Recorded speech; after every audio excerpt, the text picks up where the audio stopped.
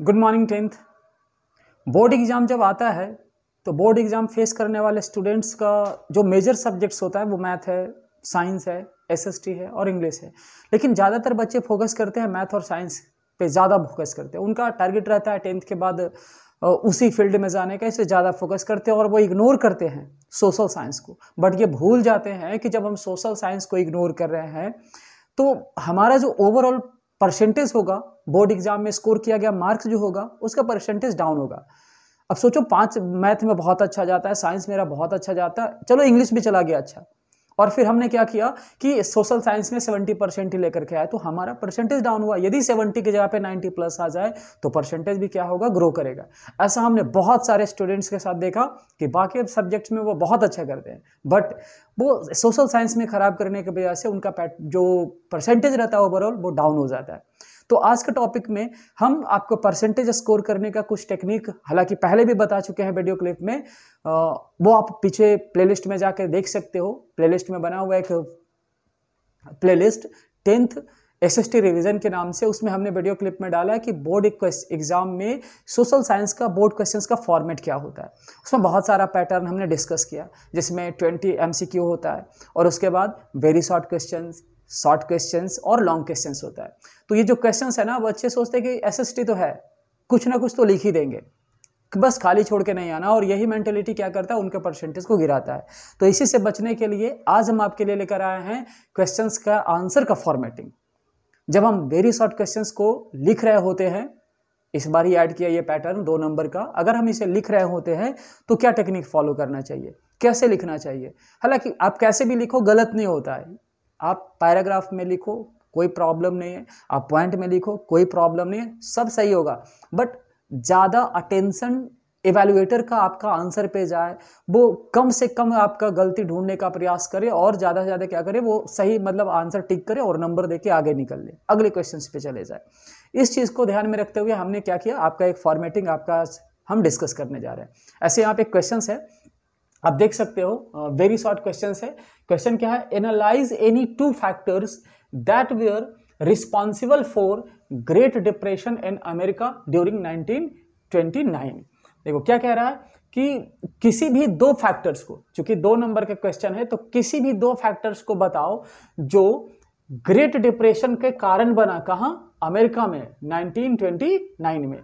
ये जो क्वेश्चंस है ये हिस्ट्री का chapter 3 making of global world से एक्सट्रैक्ट किया गया है, और उसमें ग्रेट डिप्रेशन वाला जो कंडीशन था, टॉपिक जो था, उसी से ये क्वेश्चंस बाहर किया गया है। तो ये क्वेश्चन कहाँ से लिया गया, क्वेश्चन का आंसर क्या होगा, क्वेश्चंस क्या पूछ रहा है, आज वीडियो क्लिप में ये नहीं डिस्कस करें। हम ये डिस्कस करें कि यदि 2 नंबर का क्वेश्चंस पूछा जाए तो आप कैसे फॉर्मेटिंग को फॉलो करोगे कि आपका नंबर डिडक्ट ना हो। ये मेरा टारगेट है, आप इसको फॉलो करोगे तो श्योर आपका नंबर आएगा, उसमें कोई दो मत नहीं है।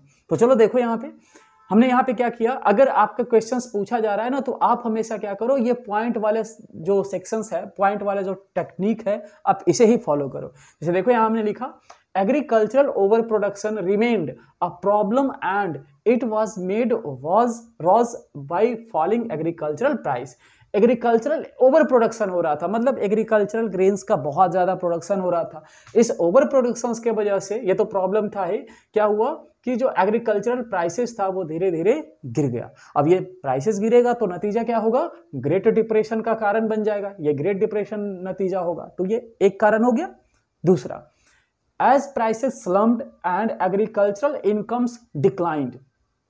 देखो जैसा कि प्राइसेस गिर गया, ठीक है, एग्रीकल्चरल इनकम भी डाउन हो गया। Farmers tried to expand production, किसानों ने क्या किया, अपने प्रोडक्शन को और ज़्यादा एक्सपैंड किया और ज़्यादा से ज़्यादा लार्जर वॉल्यूम में क्या किया, उन्होंने प्रोडक्शन करना शुरू किया, जिससे क्या हुआ, मार्केट में प्राइसेस और गिरने लगी। अब किसान को लगा कि भाई दाम कम है तो चलो और ज़्यादा प्रोडक्शन करते हैं, ज़्यादा प्रोडक्शन करेंगे तो ज़्यादा पैसा आएगा, और उस चक्कर में क्या हुआ, मार्केट में बहुत सारे अनाज आ गए और प्राइसेस और ज़्यादा डाउन हो गया। ये सेकेंड काउज हो गया। अब एक तीसरा भी यहाँ लिखा हमने, in the mid 1920s, 1920s का मतलब 1920 से 30, many countries financed their investment through loan from the US.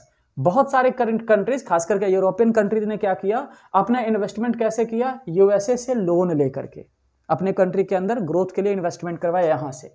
It was the extremely easy to raise loans in the US when the going was good. देखो यहाँ पे क्या है भाई, US को अपने इकोनॉमी को रिकवर करना है ग्रेट डिप्रेशन में, तो वो क्या कर रहे हैं कि जहां जहां लोन दिया वहां से मांगेगा। तो ये देखो 3 पॉइंट है। क्वेश्चन क्या कर रहा है वो मायने नहीं रखता, हमने पहले ही कहा क्वेश्चन क्या कह रहा है उससे हमको इस क्लिप में कोई मतलब नहीं है।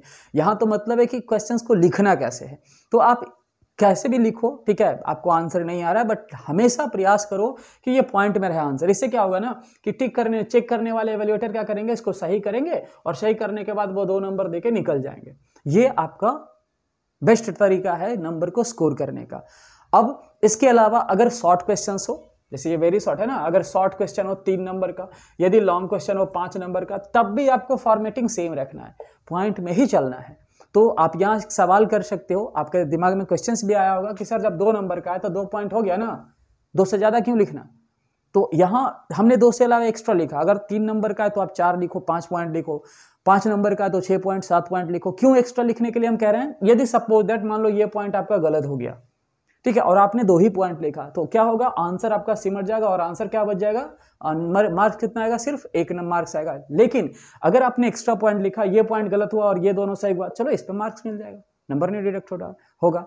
तो ये आप टेक्निक फॉलो करो और आप अच्छा नंबर लाना चाहते हो तो आप ऐसे ही आंसर को लिखने का प्रयास करो। आंसर अगर नहीं भी कंप्लीटली याद है, कुछ ही पॉइंट आ रहा है, तो आप एक्स्ट्रा पॉइंट बनाने का प्रयास करो। पॉइंट बनाओगे, नंबर अगर पॉइंट रिलेट कर जाएगा तो इवैल्यूएटर नंबर आपको देंगे, उसमें वो दिक्कत नहीं करेंगे। ये मेरा एक्सपीरियंस कहता है। तो आप इस सिस्टम को फॉलो करो, लॉन्ग हो, शॉर्ट हो और वेरी शॉर्ट हो, आप इसको डिस्कस करो। हम कोशिश करेंगे कि अगले क्लिप में आपका मैप वर्क ले आए और उसके बाद हर सब्जेक्ट से, हिस्ट्री से, सिविक्स से, ज्योग्राफी से और इकोनॉमिक्स से वो मेजर टॉपिक्स ले आएँ जिससे ज़्यादातर क्वेश्चंस बोर्ड एग्जाम में पूछे जाते हैं, खास करके हिस्ट्री से, और एक क्लास में मैप वर्क भी आप काम करवा देंगे। आज के लिए बस इतना ही।